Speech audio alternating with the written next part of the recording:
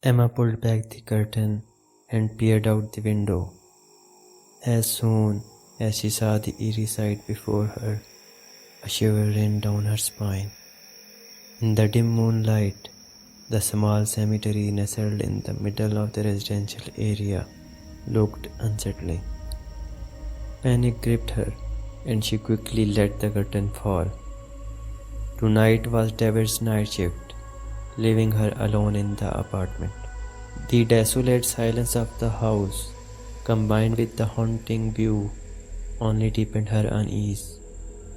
She checked the clock. Midnight. Normally her neighbor Sara would have come upstairs for a walk. Emma always enjoyed her company, but since winter had set in, Sara rarely ventured out. She despised the cold, while Emma loved it. Trying to shake off her fear, she left the bedroom and checked on Mrs. Harper, the elderly woman who lived in the adjacent apartment. She was already asleep. Emma made herself a cup of coffee, turned on the television, and let the sound break the silence that had settled like a fog in the house. Sipping her coffee, she gradually felt like her nerves settled. Soon, the exhaustion took over and she dozed off on the couch. Emma had moved into this upscale apartment with David 6 months ago. His job as a government officer kept him busy, but they were very happy here. The only thing that unsettled her was the abandoned plot directly opposite her bedroom window, a cemetery. Mrs. Harper had once told her it was an old Muslim burial ground, long forgotten by time, now overshadowed by modern high-rise buildings. Nobody seemed to care about it, except Emma. The place gave her an unshakable sense of dread. "Thank God you came. I was getting bored walking alone on the roof," Emma said as she saw Sarah's familiar figure coming up the stairs. Sara was pale tonight, her complexion even lighter than usual. She looked tired, almost sick. "How are you?" Emma asked. "I'm fine." Sarah's answers were always short, yet Emma found her company comforting. Despite their frequent meetings, Emma had never been to Sarah's apartment, nor had Sara visited hers. Their friendship was confined to the rooftop. Sara never accepted food from Emma either, refusing peanuts, raisins, or any kind of snacks.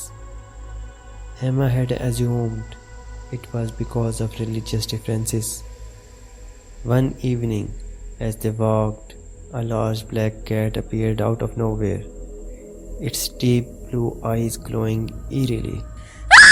Sara recoiled in fear, hiding behind Emma. She had always been terrified of cats. "Where did that come from?" Sara whispered.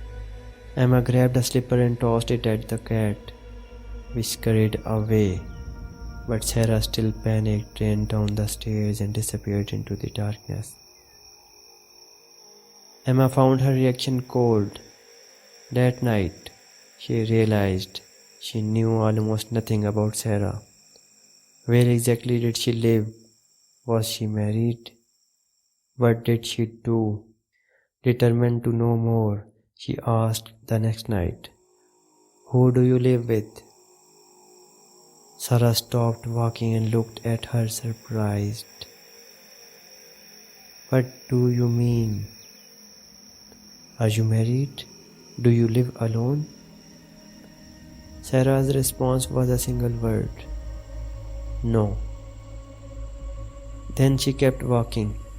Emma sensed the conversation was over, but as if realizing her abruptness, Sara suddenly added, "Flat 103. Then lightning cracked across the sky. Thunder roared. Sara stiffened. "I hate the rain," she whispered. "It burns me.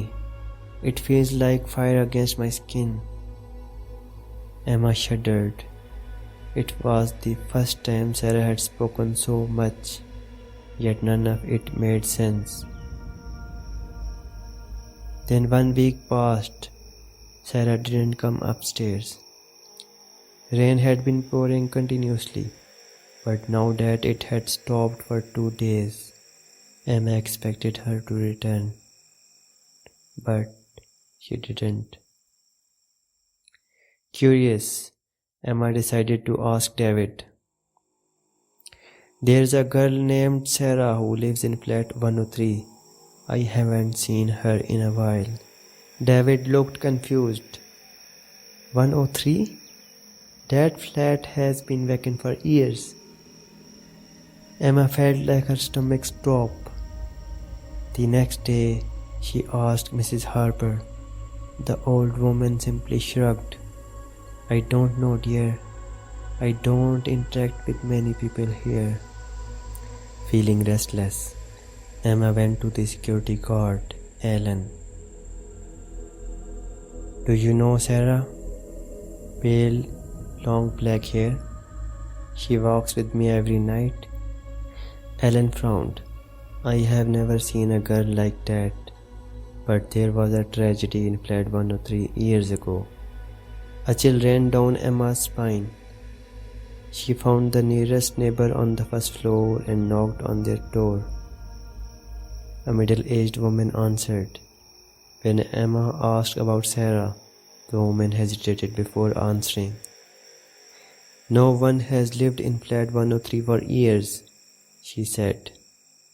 "The last family that lived there, well, they left after their daughter disappeared. The parents claimed she ran away, but days later, when the smell became unbearable, the police broke in. They found the girl's decaying body inside." Emma felt a cold sweat drip down her back. The police suspected her father had something to do with it. They disappeared after that. No one has dared to live there since. Emma left, her heart pounding. That night, she convinced herself she had imagined everything.